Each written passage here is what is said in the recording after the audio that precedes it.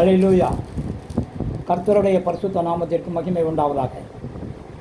பரலோக பொக்கிஷம் இந்த நாளிலே தியானிக்க இருக்கக்கூடிய வேத வசனமானது மார்க் புஸ்தகத்தினுடைய 14ஆம் அதிகாரத்திலே 48வது வசனம்.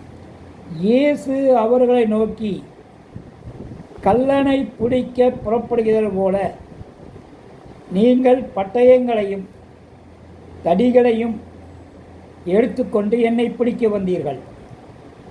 ஆண்டவராகிய இயேசு கிறிஸ்துவை ஒரு கல்லனை போல யூதாஸ் காரியோத்தும் அவனோடு கூட பிரதான ஆசாரிகளால் அனுப்பப்பட்ட யூத அந்த கட்டுப்பாடத்தை முரணுள்ள ஒழுக்கம் கையெழுத்த அந்த கூட்டம், கொடூரமான கூட்டம், ஆண்டவராகிய இயேசு கிறிஸ்துவை பிடிப்பதற்கு தடிகளையும் பட்டயங்களையும் எடுத்துக்கொண்டு வந்தது. ஆண்டவராகிய இயேசு கிறிஸ்துவை குறித்து ஏசாயா தீர்க்கதரிசி சொன்ன அந்த வேத வாக்கியம் நிறைவேறும்படியாக இது நடைபெற்றது.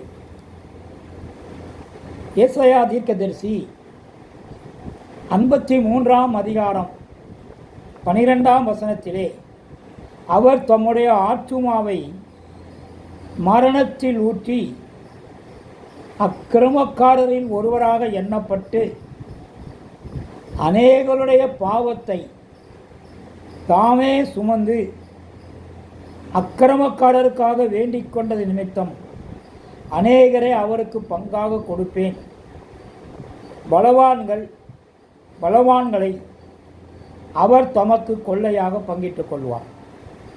ஆகவே வேத வாக்கியம் நிறைவேறும் பொருட்டு இவைகள் நடைபெற வேண்டும். இப்படியாக ஆண்டவராகிய இயேசு கிறிஸ்துவை ஒரு தேச விரோத சக்தியாக, ஒரு புரட்சி வீரனாக, அரசாங்கத்திற்கு எதிராக இருப்பவனைப் போலவும், ஏதோ திருட்டு தொழிலை செய்து கள்ளர்களைப் போல பிடித்து அவர்கள் அதிகாரிகளிடத்திலே ஒப்பு கொடுத்தார்கள். இதை சங்கீதக்காரன் சொன்ன வேத வாக்கியம் சங்கீத புஸ்தகம் 2ஆம் அதிகாரத்திலே முதல் 3 வசனங்களை நாம் வாசிப்போமானால், ஜாதிகள் கொந்தளித்து ஜனங்கள் விருதா காரியத்தை சிந்திப்பானே, கர்த்தருக்கு விரோதமாகவும் அவர் அபிஷேகம் பண்ணினவருக்கு விரோதமாகவும் பூமியின் ராஜாக்கள் எழும்பி நின்று அதிகாரிகள் ஏகமாய் ஆலோசனை பண்ணி அவர் கட்டுகளை அறுத்து அவர் கயிறுகளை நம்மை விட்டு எரிந்து போடுவோம் என்கிறார்கள். இப்படியாக இந்த பூமியில் உள்ள ராஜாக்கள், அதிகார வர்க்கங்கள் எழுந்து நின்று ஆண்டவராகிய இயேசு கிறிஸ்துவை அவமானப்படுத்தும் நோக்கத்தோடு அதையும் ஏசாயா தீர்க்க தரிசனமாக சொல்லியிருப்பதை ஏசாயா தீர்க்கதரிசி புஸ்தகம் 50ஆம் அதிகாரத்திலே 6ஆம் வசனத்திலே ஆண்டவராகிய இயேசு கிறிஸ்து சொல்லுவதை உரைத்திருக்கிறார். அடிக்கிறவர்களுக்காக என் முதுகையும், தாடை மயிரை பிடுங்குகிறவர்களுக்கு என் தாடைகளையும் ஒப்பு கொடுத்தேன். அவமானத்துக்கும் உமிழ்நீருக்கும் என் முகத்தை மறைக்கவில்லை. இப்படியாக அதிகார கூட்டம் ஏகமாய் ஆலோசித்து சிந்தித்து காட்டி குடிக்கிறவனை கையில் எடுத்து ஆண்டவராகிய இயேசு கிறிஸ்துவை ஒரு கல்லனை போல பிடித்து பாடுகளையும் உபத்திரவங்களையும் செய்து கல்வாரி சிலுவையிலே அவர்களை அடித்த துரைத்தனமான காரியம், அதிகாரமான காரியம் நடைபெற்றது. ஆனால் இந்த வேத வாக்கியங்கள் எல்லாம் நிறைவேறும் போட்டு அவைகளை தேவன் ஒப்பு கொடுத்தார். இவர்கள் செய்கைகளை குறித்து தேவன் பரலோகத்திலிருந்து நகைப்பார், இவர்களை இகழ்வார் என்று சங்கீதக்காரன் 2ஆம் அதிகாரத்திலே 4ஆம் வசனத்திலே சொல்லப்பட்டது போல தேவன் கூடவே இருந்து 3ஆம் நாளிலே அவரை உயிர்த்தெழச் செய்து இந்த பூமியில் இவர்களின் துரைத்தனங்களையும் அதிகாரங்களையும் சிலுவையின் மூலமாக வெற்றி சிறந்ததை கொலேசியர் புஸ்தகத்திலே 2ஆம் அதிகாரத்திலே 15ஆம் வசனத்திலே சொல்லுகிறார்.